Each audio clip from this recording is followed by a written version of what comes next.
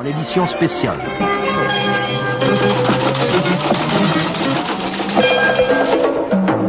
ACTA, qu'est-ce que c'est? C'est l'accord commercial anti-contrefaçon. C'est un accord international, protégeant le droit d'auteur, le copyright et la propriété intellectuelle. Nous ne nous battons pas contre ces valeurs, qui existent déjà, mais contre des aspects de ce traité qui vont à l'encontre des intérêts du peuple, et de beaucoup de nos libertés. La première chose à savoir au sujet d'ACTA, c'est que le texte touche absolument tous les aspects de notre vie quotidienne, depuis la voiture que l'on conduit, autant que l'on passe sur les réseaux sociaux ou YouTube, en passant par nos médicaments et les repas de famille.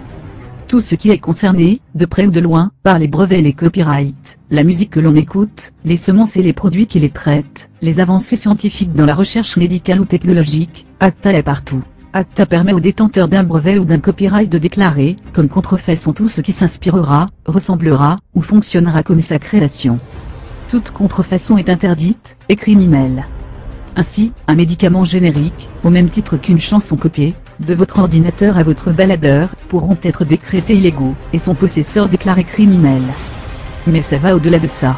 Une simple vidéo d'un concert, ou un MP3 envoyé à votre frère, peuvent tomber sous le coup de cette loi, autant que des semences, envoyées en Afrique pour aider à nourrir des populations affamées. Pour être appliqué, ACTA autorise donc l'accès à toutes vos communications, afin de vérifier s'il y a présence d'un contenu illicite. Et pour être sûr que ce soit fait, le traité rend les fournisseurs de services, hébergement, accès à Internet, responsables de vos activités.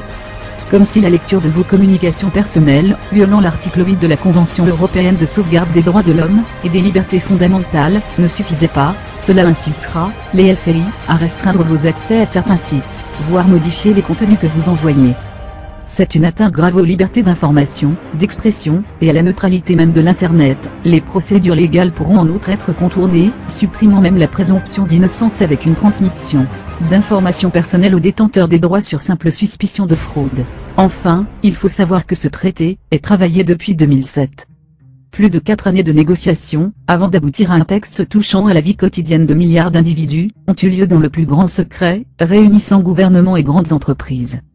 Les multinationales dictent leurs envies à nos gouvernements, qui établissent leurs lois en fonction de ces envies plutôt que pour défendre les intérêts du peuple. Si nous pouvons en parler aujourd'hui, c'est grâce à Wikileaks qui a relayé une fuite en 2010. Malgré ça, très peu de médias en parlent à leur public, pourtant premiers concernés. Ce traité nous concerne tous. Contrairement à ce que veulent nous faire croire les ayants droit, et les gouvernements, ce n'est pas un projet anti-piratage, mais une atteinte quotidienne de tout le monde, sur toutes les facettes de sa vie. Nous nous battons pour nos libertés, pour l'information. Rejoignez-nous, informez-vous, et combattons ensemble. Tous concernés, tous citoyens, tous unis.